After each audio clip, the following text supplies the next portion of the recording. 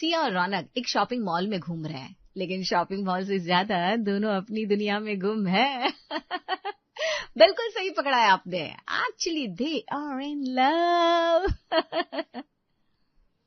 रौनक, हम कब शादी करने वाले, प्लीज बताओ ना। अरे सिया, अभी तो हमें पहले अपने करियर को वेल सेटल करना है, तब फिर ये शादी वगैरह का विचार करेंगे। अगर अभी से ये सब शादी वादी का चक्कर फैला दिया ना, तो फिर तो गई भैंस पानी में। गई भैंस पानी में?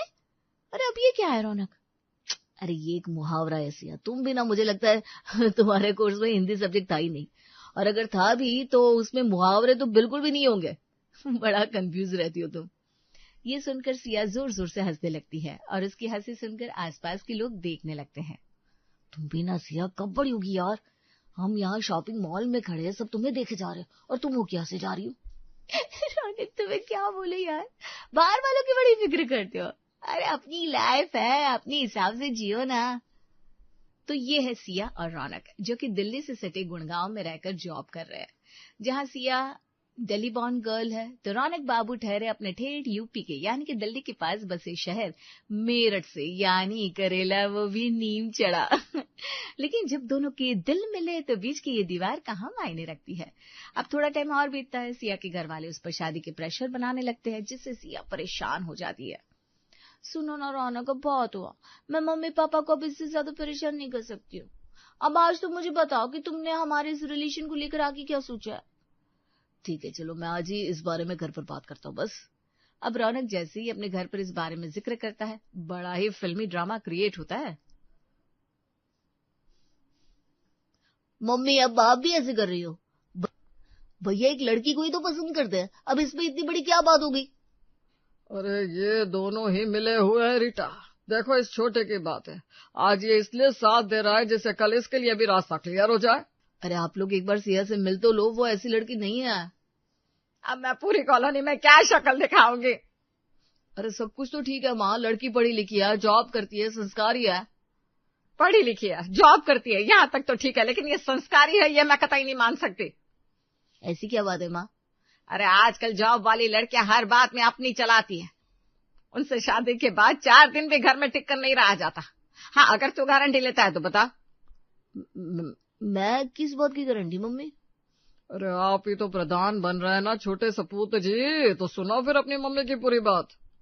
यही कि लड़की जॉब छोड़कर यहाँ घर पर यानी अपने ससुराल में पूरे 6 महीने रहेगी, हम सबको समझेगी। लेकिन मम्मी। लेकिन कुछ नहीं, मैं कुछ नहीं जानती, अब तू देख ले, अगर उससे हो पाएगा तो ठीक है, वरना मुझे ऐसी कोई अटकी नहीं है। इतना कहकर रीटा दिनेश जी के साथ चली जाती है। अरे मम्मी, कोई अटकी नहीं है भैया, अटकी तो आपकी है, इसलिए भाभी को मनाओ और कहो सिर्फ और सिर्फ 6 महीने की बात है। बात तो सही कह रहा है तू छोटे। अगले दिन रौनक गुड़गांव के लिए निकल जाता है और उधर सिया को मिलकर पूरी बात बताता है। क्या 6 महीने बिना जॉब के, वो भी मेरठ में, ये सब क्या है रौनक? ये सुनकर सिया जोर जोर से रोने लगती है। तभी रौनक सिया के दोनों हाथ पकड़कर घुटनों पर बैठ जाता है। सिया बस ये 6 महीने मुझे दे दो, बाकी हर बात की जिम्मेदारी मेरी, मैं तुम्हें कभी किसी बात की परेशानी नहीं होने दूंगा। अच्छा, और फिर तुम यहाँ गुड़गांव और मैं वहां मेरठ में अकेले पड़ी रहूंगी? अरे नहीं सिया, मैं हर रोज अप डाउन करूंगा, मैं तुम्हें अकेले नहीं छोड़ूंगा। आखिरकार सिया मान जाती है और कुछ ही दिनों में रौनक की घर यानी अपने ससुराल आ जाती है। बहू, कैसा लग रहा है तुझे यहाँ? जी मम्मी जी, मुझे ठीक ही लग रहा है। किसी भी तरह की कोई परेशानी हो तो मुझे बता देना। ये 6 महीने तुझे परेशान करने या परखने के लिए नहीं रखे, वरना तू ये सोच के मैं तुझे मारूंगी पीटूंगी। जी मम्मी जी। क्या मम्मी जी लगाए रखा है, बेझिझक होकर रहेगा। ये 6 महीने हमारे एक दूसरे को समझने के हैं, अब तू भी इस परिवार का हिस्सा है। रीटा जी सुलझी हुई थी, लेकिन स्वभाव से कड़क महिला थी। उन्हें ज्यादा मोहल्ला पड़ोस में बैठना उठना पसंद नहीं था, इसलिए मोहल्ले की औरतें उनके घर में भरपूर ताक झाक करने की कोशिश करती, लेकिन कुछ भी हाथ नहीं लगता। चलिए इसी बात पर मिलते हैं उनकी पड़ोसन कमला से, जो बस 2 घर छोड़कर आती है। रीटा, अरे ओ रीटा, कहाँ हो? अब तो बहू भी आ गई, लेकिन तुमने तो 1 कप चाय भी उसके हाथ की नहीं पिलाई। तभी सिया बाहर निकल कर आती है। बैठ जाइए आंटी जी, मम्मी जी बाथरूम में, मैं चाय बना कर लाती हूँ। सिया चाय बना कर लाती है, तब तक रीटा भी बाथरूम से बाहर आ जाती है। अरे अब तो फ्री की फ्री हो गई, कोई कीर्तन किटी ज्वाइन क्यों नहीं कर ली थी? तुम्हें मेरा ये सुकून से रहना देखा नहीं जा रहा है क्या? अरे अब तो बहू भी आ गई। वैसे काम धाम कर लेती है कि नहीं? दिल्ली की है ना, इसलिए पूछा। ऊपर से जॉब वाली भी है। हाँ हाँ, क्यों नहीं, बड़े अच्छे से हमारे घर को संभाल लिया है, और क्या ही चाहिए। तभी सिया भी चाय और नाश्ता लेकर आती है। बहू होशियार तो हो तुम, देखो इसीलिए जल्दी जल्दी चाय नाश्ता सब बना कर ले आई। बैठो बैठो। सिया बहू, यहाँ मैं बैठी हूँ, तुम अंदर जाकर आराम कर लो, आज बड़ा ही थक गई होगी ना। सिया को अपनी सास की इस बात पर बड़ा गुस्सा आता है। ये क्या बात होती है भला? अरे मैं वैसे ही बोर हो जाती हूँ, अभी ये आंटी आई थी, इनसे जरा बात कर लेती। मेरी सास को न जाने कौन सी आफत आ रही थी। लेकिन अब कुछ दिनों में सिया बोर होने लगती है। ऐसे ही दिन बीतने लगते हैं। फिर एक दिन रौनक ऑफिस से घर आता है और सिया जोर जोर से रोने लगती है।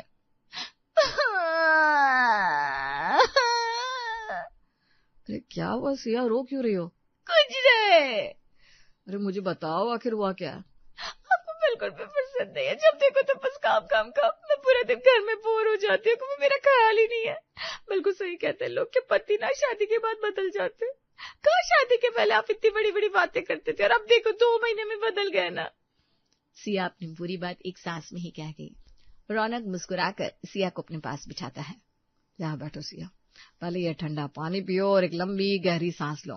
बस अब ये फिल्मी ड्रामा बंद करो, ये ना तो मुझे पहले पसंद था, ना ही अब। अरे मेरी पागल पत्नी, ये इतनी भाग दौड़ किसके लिए कर रहा हूं मैं, लेकिन तुम भी ना। सिया का गुस्सा भी ठंडा नहीं हुआ था, वो फिर से शुरू हो जाती है। अच्छा, अभी ऐसा क्या अनोखा कर रहे हैं आप जनाब कि आपके पास मेरे लिए टाइम ही नहीं है। पहले हम भले ही 2 घंटे के लिए मिलते थे, लेकिन पूरी दुनिया जहाँ की बातें कर लेते थे। लेकिन अब हम दोनों कहने को साथ में रहते, लेकिन हमारे पास एक दूसरे के लिए टाइम ही नहीं है। सिया, मेरी प्यारी सिया, तुम भी ना बिल्कुल बच्ची हो। अरे अब जब हम 2 घंटे के लिए मिला करते थे तब हम बैचलर थे, हमारे ऊपर कोई जिम्मेदारी नहीं थी। तब हम सिर्फ जॉब करके फ्री होकर अपना क्वालिटी टाइम स्पेंड किया करते थे। लेकिन अब हमारे पास बहुत सारे काम है। अच्छा ऐसा है? और नहीं तो क्या। अब तुम मेरी हालत देख ही रही हो। मैं सुबह गुड़गांव के लिए निकलता हूँ, शाम को मेरठ वापस। इस अप डाउन में मेरी पूरी बॉडी ही अप डाउन हो गई है। ये सुनकर सिया जोर जोर से हंसने लगती है। सिया को ऐसे हंसते देख रौनक का चेहरा भी हंसी से खिल उठता है। ये हुई ना बात, बस तुम्हारी इसी हंसी का तो इंतजार रहता है मुझे। चलो बहुत हुई मस्केबाजी। चाय बना के लाती हूँ मैं। मम्मी कहाँ है, दिखाई नहीं तेरी सिया? मम्मी जी आज सुबह से भागवत सुनने गई है, अभी आती होंगी। अच्छा, तो सारा माजरा ये है। मम्मी गई है सुबह से भागवत सुनने, इसलिए तुम घर में बोर हो गई और सारा गुस्सा मेरे पर निकाल दिया। नहीं तो क्या, मैं सुबह से इतना भयानक वाला बोर हो रही हूँ कि बस कुछ पूछो मत। तुम तो मेरा नेचर जानती हो, मुझे कभी भी ऐसे घर पर पड़े रहने की आदत नहीं रही। मैं जानता हूँ सिया, लेकिन क्या कर सकता हूँ। अब ये थोड़ा टाइम तो ऐसे ही बिताना होगा, फिर आगे हम कोई सोल्यूशन निकालेंगे। वही ना रौनक, तो कुछ तो करना पड़ेगा, नहीं तो मैं कैसे आगे के 4 महीने और निकालूंगी। काश मेरी कोई ननद होती तो मैं उनके साथ घूमती फिरती मौज करती। जिनकी ननद है ना, उनसे पूछो उनकी हालत कैसे टाइट रहती है। वो बेचारी परेशान रहती है कि एक ही घर में 2 सास मिल गई। तुम भी ना सिया बहुत टेंशन लेती हो। अब मैं बताता हूँ तुम्हें क्या करना चाहिए। अच्छा बताइए श्री श्री 1008 रौनक जी महाराज। तुम भी वही करो ना जो बाकी की हाउसवाइफ करती है, जिससे तुम बोर भी नहीं होगी और टाइम भी पता नहीं चलेगा। 4 महीने क्या 4 साल कहाँ निकल जाएंगे पता नहीं चलेगा। देखो रौनक, मेरा ना मूड पहले से बहुत खराब है, अब ये पहलियां बुझानी है तो मैं चली। वैसे भी मम्मी जी भी आती होंगी। अच्छा सुनो, सीधी बात, नो बकवास। क्यों नहीं तुम भी हमारी कॉलोनी की बाकी भाभीियों की तरह किटी ज्वाइन कर लो, जिससे तुम्हारा एंजॉयमेंट भी होता रहेगा और तुम बोर भी नहीं होगी। बस यही कमी और रह गई थी ना बेटा तेरी तरफ से। बहुत बढ़िया सलाह दे रहा है तू, है? इस बात पर तालियां नहीं बल्कि तुझे सम्मानित किया जाना चाहिए। अरे अब इतना भी क्या बोल दिया मम्मी, जो आप इतना बात का बतंगड़ बना रही हैं। अरे हमारी 7 पुश्तों में से किसी ने भी किटी पार्टी ज्वाइन की है क्या जो हमारी बहू करेगी? मम्मी आप तो ऐसे कह रही हो कि किटी पार्टी कोई बड़ा ही घोर अनर्थ का काम हो। अरे किटी पार्टी में होता ही क्या है सिवाय चुगली के। अब मम्मी जब आप कभी गई नहीं तो आपको कैसे पता? अरे नाम है रीटा हमारा, पल पल की खबरें रहती है। तभी घर में दिनेश जी आते हैं और बात आई गई हो जाती है। लेकिन सिया के दिमाग पर ये किटी पार्टी वाली बात चढ़ चुकी थी। फिर एक दिन सिया ऐसे ही बैठे बैठे कुछ सोच रही थी। वैसे रौनक का ख्याल बुरा तो नहीं था, अगर किटी पार्टी ज्वाइन कर लूंगी तो मेरा मन भी लगा रहेगा। लेकिन ये मम्मी जी भी, अब मैं उनसे तो पूछ नहीं रही, किससे पूछूं। तभी अंदर से रीटा की आवाज आती है। बहू जा जाकर छत से कपड़े उतार ला, धूप बड़ी ही चटक है, कपड़ों के रंग उतर जाएंगे। ठीक है मम्मी जी, जाती हूँ। सिया छत पर जाती है तो देखती है बगल वाली पड़ोसन कुसुम भी अपने कपड़े उतारने आई थी। उसे देखकर सिया के दिमाग में एकदम से करंट दौड़ता है। आइला, आज तो ये बगल वाली कुसुम भाभी भी छत पर मिल गई। सिया तू भी मौका देखकर चाका मार ही दे, क्योंकि ऐसे मौके बार बार नहीं आते। सिया अपनी एक आंख धीरे से बगल वाली छत पर मारती है और कुसुम को जाते हुए देखकर जोर से आवाज मारती है, भाभी भाभी। तभी कुसुम पलट कर देखती है। क्या हुआ सिया, तुमने मुझे आवाज दी? हाँ भाभी, आज आप इतने दिनों बाद दिखे और बिना बात किए जा रही हूँ, मुझे अच्छा नहीं लगा। लेकिन आज तुमको अचानक क्या हुआ सिया? इससे पहले भी हमने कई बार बात करने की कोशिश की, लेकिन तब तो तुमने पलटकर कोई जवाब नहीं दिया, और आज अचानक। अरे वो भाभी, पहले ना मैं बहुत शर्माती थी इसलिए। अच्छा अच्छा, ऐसी बात है। और बताओ कैसे चल रहा है सब? बस सब बढ़िया है भाभी। इधर सिया कुसुम से बातों में कब 20 मिनट निकाल देती है उसे पता ही नहीं चलता। तभी नीचे से आती हुई आवाज से उसका ध्यान टूटता है। ओह शिट, मैं तो भूल गई। चलो भाभी, अब मैं जाती हूँ, बाद में मिलेंगे, फिर बात करेंगे। हाँ हाँ, तुम जाओ, ओके बाय। अच्छा एक बात, तुम ये भाभी मत कहा करो यार, बहुत ही ओल्ड सी फीलिंग आती है। अब सिया और कुसुम हर रोज छत पर मिलने लगे। वो सिया जिसे छत पर कपड़े उठाने जाना एक बहुत बड़ी आफत लगती थी, अब उसे कपड़े लेने जाना बड़ा ही अच्छा काम लगने लगा। मम्मी जी, छत से कपड़े ले आऊं क्या? हाँ हाँ, क्यों नहीं बहू, तू तो वाकई में बड़ी ही समझदार बहू हो गई है। जा जा ले आ। अब सिया जाती तो बड़ी ही देर लगा कर आती। अरे कुसुम भाभी, एक बात बताओ, ये आपने भी कोई किटी ज्वाइन कर रखी है क्या? अरे सिया, फिर से भाभी? हम दोनों फ्रेंड्स हैं यार, अब तो भाभी ना बोलो। अच्छा सॉरी भाभी। नहीं कुसुम। Kitty join? किटी तो मेरी जान है जान, पूरी 5 किटी ज्वाइन कर रखी है मैंने। तो आप लोगों की किटी पार्टी में क्या क्या होता है? बताती हूँ, लेकिन आज तुम्हें ये किटी का कहां से अचानक याद आ गया? तुम बताओ अगर तुम्हें ज्वाइन करनी हो तो। अरे कुसुम, क्या बताऊं तुम्हें, मुझे ज्वाइन तो करनी है, लेकिन क्या? ये सासू माँ। और ये सासू माँ नाम की बेड़ी को सबसे पहले तोड़ फेंको। बताओ तुम्हें कब से ज्वाइन करनी है? तो सच में बड़ी कॉमेडी हो यार। सच बताऊं कुसुम, अब तो मेरा ऐसा हाल है, जब तक तुमसे बात न कर लो ना, मेरा दिन ठीक से शुरू ही नहीं होता। अरे मैं चीज ही ऐसी हूँ। अच्छा बताओ कब से ज्वाइन करनी है किटी? तभी सास की नीचे से आती हुई आवाज सिया को नीचे खींच लाती है और बात वहीं अधूरी रह जाती है। अब अगले दिन फिर सिया छत पर कपड़े उतारने जाती है, फिर दोनों घंटों तक बातें करते रहते हैं। आज तो सच में पता ही नहीं चला टाइम का, कब 1.5 घंटा हो गया। हाँ कुसुम, सच कह रही हूँ, मेरी सास भी नहीं थी ना आज, नहीं तो 15 मिनट बाद ही उनकी आवाज भी आ जाती, सिया बहू सिया बहू। दोनों हंसने लगते हैं। अरे तुमसे बात कर लेती हूँ ना तो मेरा मन हल्का हो जाता है और मन की पूरी भड़ास भी निकल जाती है। अब सिया हर रोज कुसुम को सुबह की चाय से लेकर रात के खाने तक की पूरी बात बताती, क्योंकि वो कुसुम को अपनी बड़ी ही अच्छी सहेली मानने लगी थी। फिर अगले ही हफ्ते सब लोग होली मिलन समारोह के लिए कॉलोनी के मंदिर पर इकट्ठे होते हैं।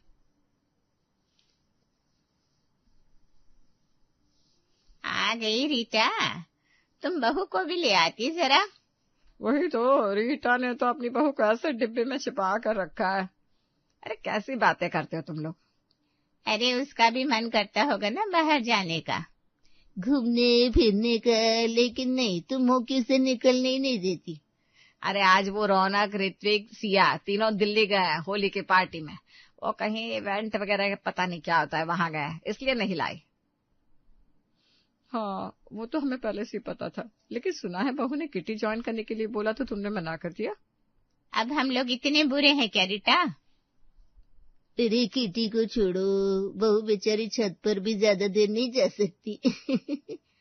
वहां बैठी औरतों ने रीटा जी को ऐसी ऐसी बातें कही जिन्हें सुनकर रीटा जी का सर चकरा गया और वो वहां से चली आई। क्या हुआ रीटा, तुम गई तो थी बड़े ही अच्छे मन से, लेकिन तुम्हारा मुंह ऐसे उतरा हुआ क्यों है?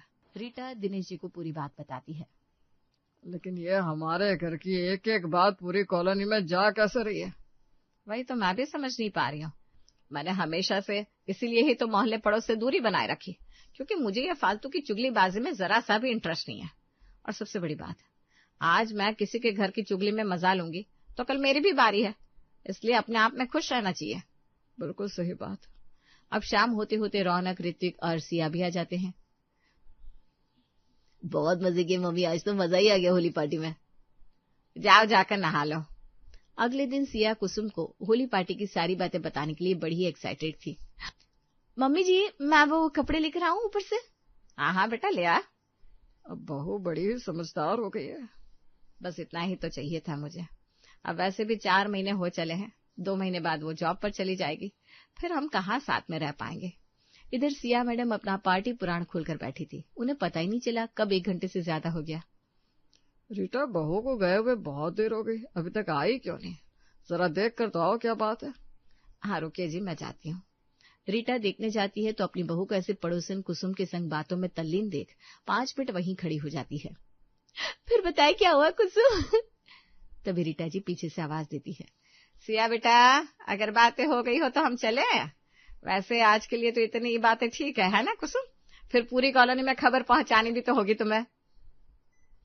ये सुनकर कुसुम अपने कपड़े उठाकर जल्दी से नीचे भाग जाती है, क्योंकि वो समझ चुकी थी कि अब उसकी शामत आने वाली है। सिया और रीटा नीचे आते हैं। ये कब से बातें ट्रांसफर हो रही है तुम दोनों की आपस में? बस अभी कुछ ही दिनों से मम्मी जी। सिया बेटा, ऐसी चुगलखोर पड़ोसन से लाख गुना अच्छी सौतन होती है। तुम्हें पता है अभी कल क्या हुआ? फिर रीटा जी सिया को सारी बात बताती है, कैसे उसके घर में सब्जी में नमक से लेकर अलमारी में कितने गहने हैं। ये बातें तक पूरी कॉलोनी में सबको पता चल रही है। बस इसीलिए आज तक ये सब ग्रुप किटी ज्वाइन नहीं कर रही थी। अब समझी तुम, मैं ज्यादा किसी को लिफ्ट क्यों नहीं देती। ये सुनकर सिया सदमे में थी। हे भगवान, ये तो मैं सपने में भी नहीं सोच सकती कि कुसुम ऐसा करेगी। मैं उसे कितना अच्छा दोस्त मानने लगी थी। आपने बिल्कुल सही कहा मम्मी जी, चुगलखोर पड़ोसन से तो सौतन अच्छी होती है। बहू, अगर तुमको ऐसा लगता है कि तुम घर में बोर हो रही हो तो तुम अब जॉब ज्वाइन कर सकती हो। हाँ बहू, मैंने भी अब यही सोचा है। ये सुनकर सिया खुशी के मारे रीटा जी को गले लगा लेती है और अगले ही हफ्ते वो अपना ऑफिस फ्री ज्वाइन कर लेती है।